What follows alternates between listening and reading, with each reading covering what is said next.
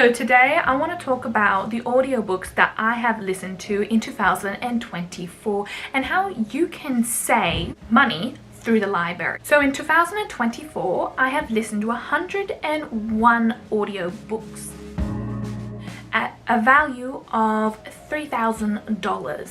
Technically, it is $2,933.63, but for the duration, it is 771 hours, which equals up to 33 days.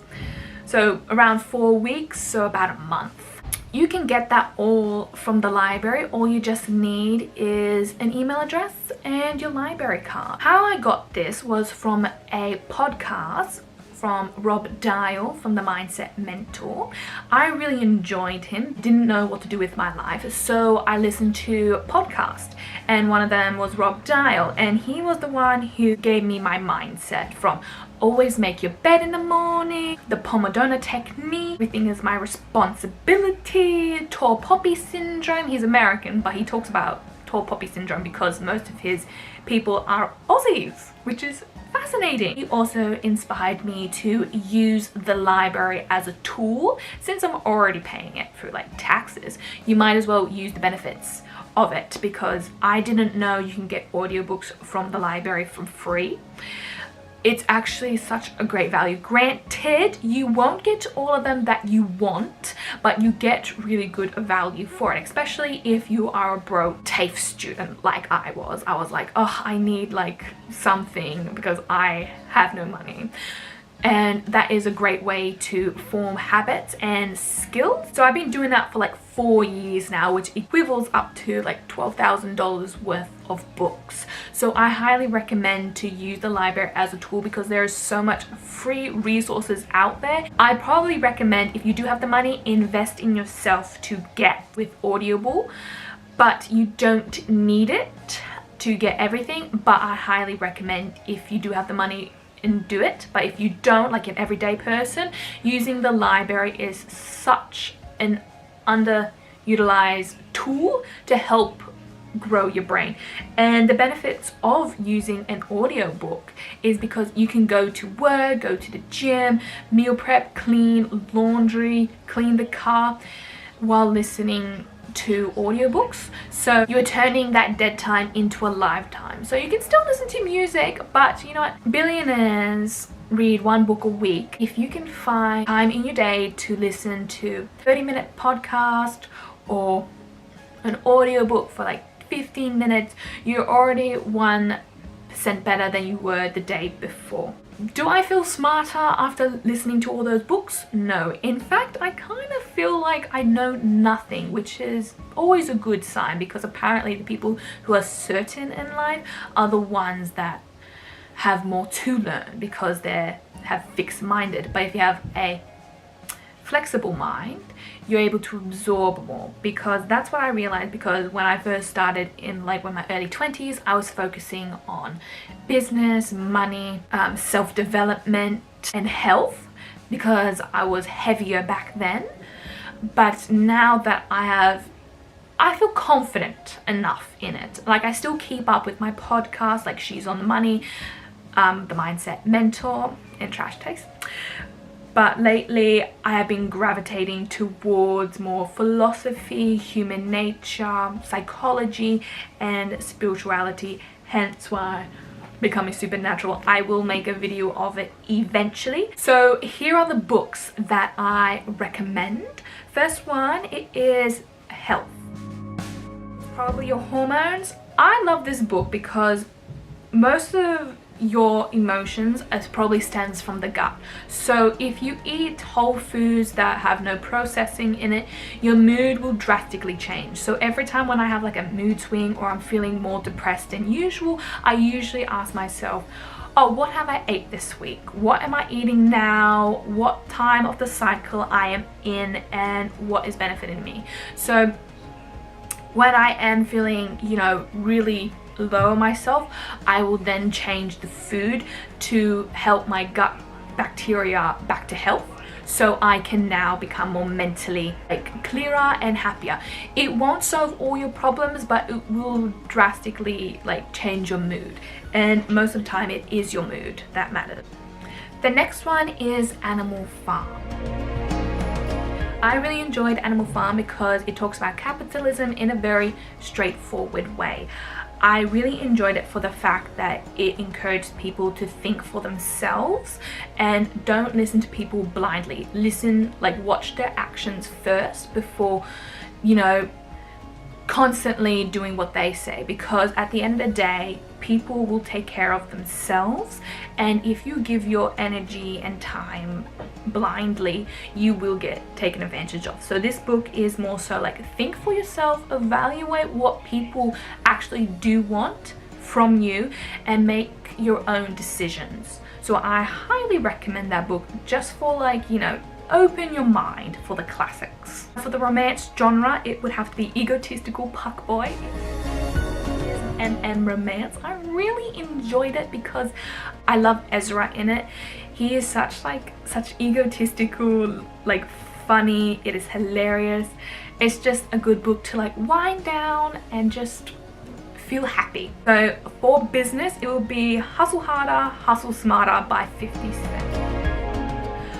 I love his mindset. He is such a inspirational. So he's not like always this big tough guy. He's actually more of a business mindset person. Like my favorite things about him is that he can turn any situation into gold. He does struggle a lot with trust because betrayal is such a big thing for him because he had it his whole life. But it is really interesting to see how he functions in the world, because the world, no matter what stage you are in life, it will give you shit. So you have to be on top of it, you have to be smart, and you have to continuously hustle. Next one is The Psychology of Money. I really enjoyed this book because it talks about, do you want to become a millionaire or do you want to spend $1 million? Basically it just talks about your psychology, because you can't outrun it, you can only stay ahead of it. So think of it like that way. For history, it would have to be Kinky history. I really enjoyed it for the fact that it is so different from every other historical books. It kept you engaged, it kept you excited, wanting more, because the beauty of Kinky history and stuff is that you always like to romanticize the past, saying, oh, it's so proper, everyone was so nice. Turns out back then people were freaky, they were always kinky. In fact, they were a lot more wilder than we are today. Because of social media, we're a lot more exposed. But back then, they were a lot more freer, and they just had a lot of fun. So when I think of like how people say like, oh, this is improper, this is like, oh, that is against society norms, like she's being indecent. People have always been freaky. People have always been like, you know, sexy. So when you read that book, you understand that, hey, look, just let people do whatever. As long as you're not hurting people, you can't really say which is proper. Obviously, different circumstances ask for different scenarios. But at the end of the day, you know, people have always been wild and fun. So I recommend that book. For self-development, it is these two ladies, they also own a podcast. I really enjoyed it. It opened my mind, it made me think about my female relationships in my life. Like, even though having a partner is really important, don't neglect your female relationships, because men will only give you one part of love, and then your female relationships will also give you another part of love. For spiritual, it has to be The Woman Who Runs with Wolves. So I already have the book with me. I thoroughly enjoyed it because it puts things into perspectives. Like, there's a lot of things in life where they say like, oh, women have to be proper, they have to be so like controlled, they are suppressed. But in the book it talks about freedom, expressing your emotions, and being nature, because you are nature. Basically, you have a portal to the spirit realm in your body, and you're allowed to be wild and free and powerful. And I like how you can express said emotions without feeling guilt. So the courage to be disliked, it is really good because it talks about the youth and the teacher.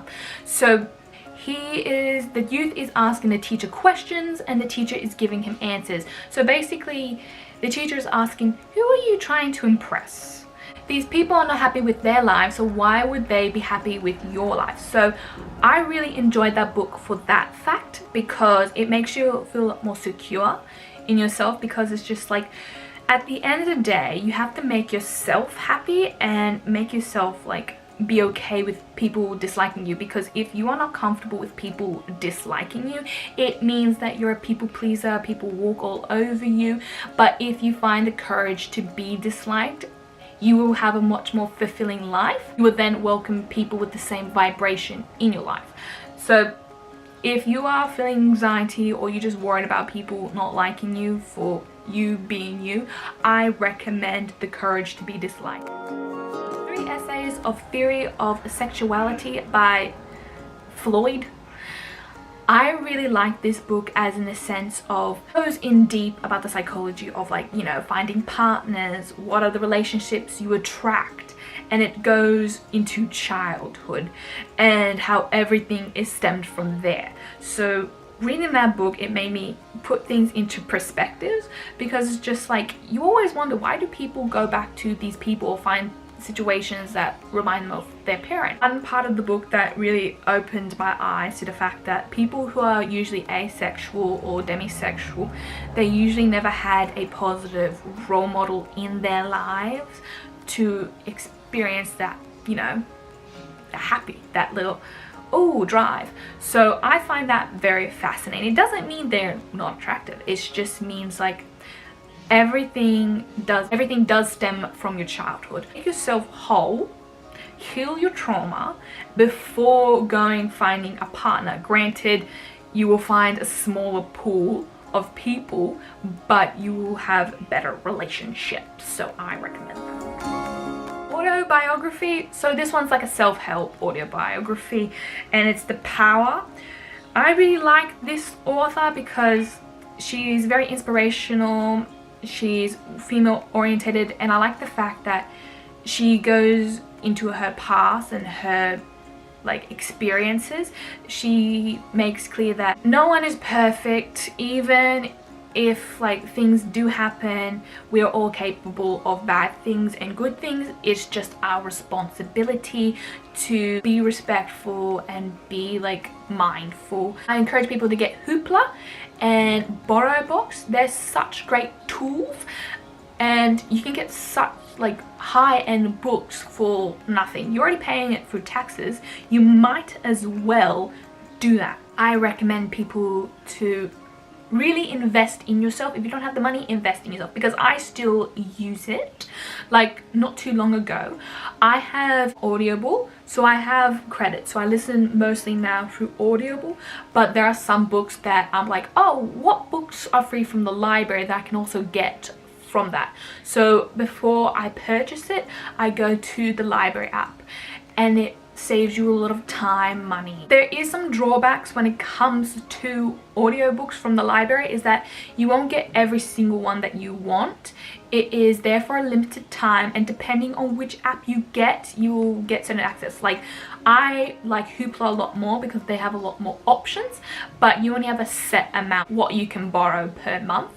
But for a Borrow Box, you can only use like 5 at a time, and they don't really have that much great options. But BorrowBox really did like set me up a lot, because there's so many books on there that I enjoyed. You won't get really like the best ones, but you will get enough to be like, oh yeah, this is good. I also recommend people, if you are going to use the library, read all types of books, especially if you are young.